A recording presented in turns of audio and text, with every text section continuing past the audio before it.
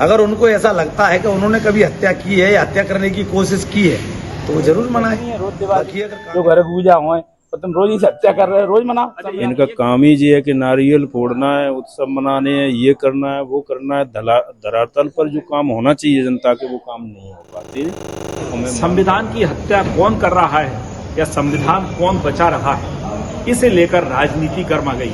लोकसभा चुनाव में कांग्रेस ने और विपक्ष ने हमेशा संविधान बचाओ को नारा देके चुनाव लड़ा, और अब भाजपा ने घोषणा कर दी है, तीसरी बार मोदी सरकार के सत्ता में आने के बाद भाजपा ने घोषणा कर दी है कि वे हर साल 25 जून को संविधान की हत्या दिवस के रूप में मनाएंगे, क्योंकि उस समय 25 जून 1975 को तत्कालीन इंदिरा गांधी सरकार ने देश में आपातकाल लागू किया था। इसे भाजपा का कहना है कि संविधान की हत्या तो कांग्रेस ने की थी, इसलिए अब भाजपा हमेशा उसे 25 जून को संविधान की हत्या के रूप में मनाएगी। तो दूसरी ओर कांग्रेस ने पलटवार किया है। कांग्रेस के नेताओं का कहना है कि भाजपा पिछले 10 साल से कर क्या रही है, संविधान की हत्या ही तो कर रही है। इसके पलट में कांग्रेस ने यह भी घोषणा कर दी है कि 8 नवंबर 2016 को मोदी सरकार ने देश में नोटबंदी लागू की थी, वो भी एक आपातकाल। उससे लोगों की रोजी रोटी छीनी है, लोगों को बेरोजगार किया गया है, गरीब लाइन में लगा था। तो इसलिए कांग्रेस ने उसे आजीविका दिवस के रूप में 8 नवंबर को मनाने का फैसला किया है। इस मामले में कांग्रेस भाजपा के नेताओं का क्या कहना है, क्या राय है, आप ही सुन लीजिए। देखिए, जो निश्चित रूप से लोकतंत्र की हत्या, संविधान को अनेक संस्थाओं ने जो निर्णय लिए उनको रोक लगाना, ये काम कांग्रेस ने आपातकाल लगा के किया था, और उसके लिए जो घोषणा है, कार्यक्रम है, निश्चित है और अच्छा है। लोगों को बताना है कि कौन कौन ऐसे लोग हैं जिन्होंने इस संविधान की हत्या की है। 8 नवंबर को नोटबंदी हुई थी, अब कांग्रेस कह रही है कि इसे हम आजीविका दिवस के रूप में मनाएंगे, जो रोजगार छीना है। ये तो देश की प्रगति, देश का विकास हर चौओर हो रहा है, जनता सब जान रही है। अब उन्होंने हत्या की होगी तो वो मनाए। नहीं, वो कांग्रेस पे आरोप लगा रहे हैं। कांग्रेस ने आपातकाल ना, अगर उनको ऐसा लगता है कि उन्होंने कभी हत्या की है या हत्या करने की कोशिश की है तो वो जरूर मनाए। बाकी अगर कांग्रेस नहीं होती तो देश का संविधान बचता क्या अभी तक? 1975 में आपातकाल, आपातकाल को संविधान की हत्या से कैसे जोड़ रहे हो? आप जो रोज आपातकाल लगाए हो उसको क्या जोड़ोगे? आपका तो वहां तो घोषित इमरजेंसी थी, यहाँ तो अघोषित इमरजेंसी है 10 साल से। इसको किस रूप में मनाओगे? आप बताएं ना, किस रूप में मनाओगे? आप अभी भी इतना बाज नहीं आ रहे, तब भी तुम्हारे जो गठबंधन के दल हैं आज भी रोज मीडिया के माध्यम से खबरें आ रही हैं कि नीतीश के सांसद तोड़ने की योजना, चंद्रबाबू नायडू के सांसद तोड़ने की, ये क्या, ये संविधान की हत्या ये है कि वो थी? अरे आपको अगर डर है मरती, आपको लगाना है ना, घोषित इमरजेंसी लगाइए ना, अगर विपक्ष से इतना डर लगता है तो। अभी तो चंद दिन नहीं हुए, आप विपक्ष से इतना घबरा गए हो। वो इस तरह के आरोप प्रत्यारोप से कुछ नहीं होने वाला। देखिए कांग्रेस की, मैंने कहा ना, कांग्रेस ने इमरजेंसी कांग्रेस के समय लगी, हम स्वीकार कर रहे हैं। जनता ने उसके बाद उसी कांग्रेस को उसमें भेजा कि नहीं भेजा? कि नहीं भेजा?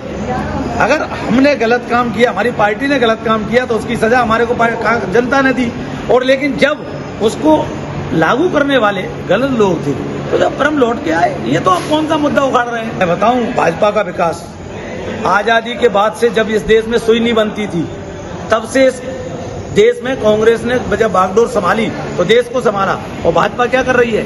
राज्य स्तर से लेके और केंद्र तक जितनी परिसंपत्तियां थी जो कांग्रेस ने सजे के रखी थी भविष्य के लिए, सारी की सारी संपत्तियां बेच रहे हैं, और बेचने के बाद कह रहे हैं कि विकास कर रहे हो।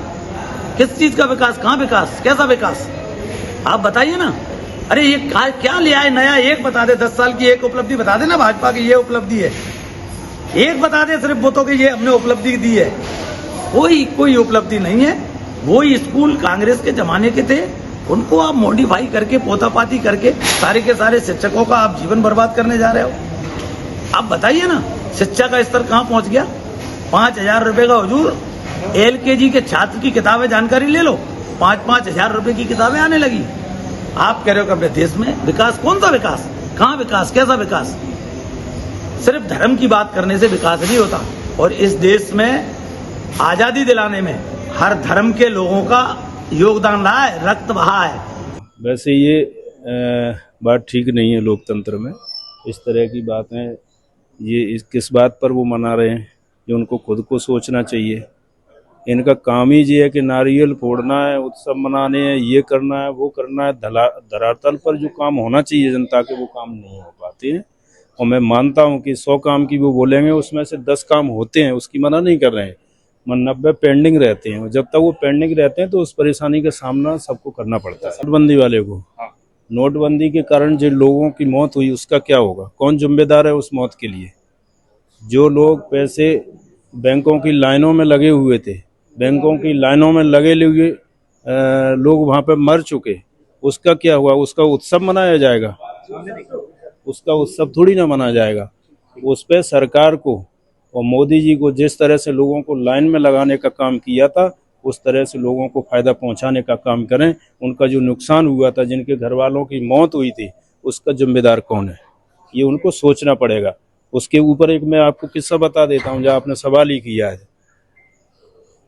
एक बुजुर्ग थे, वो जा रहे थे, उनके एक दोस्त बुजुर्ग मिल गए, हमारे मुस्लिम भाई।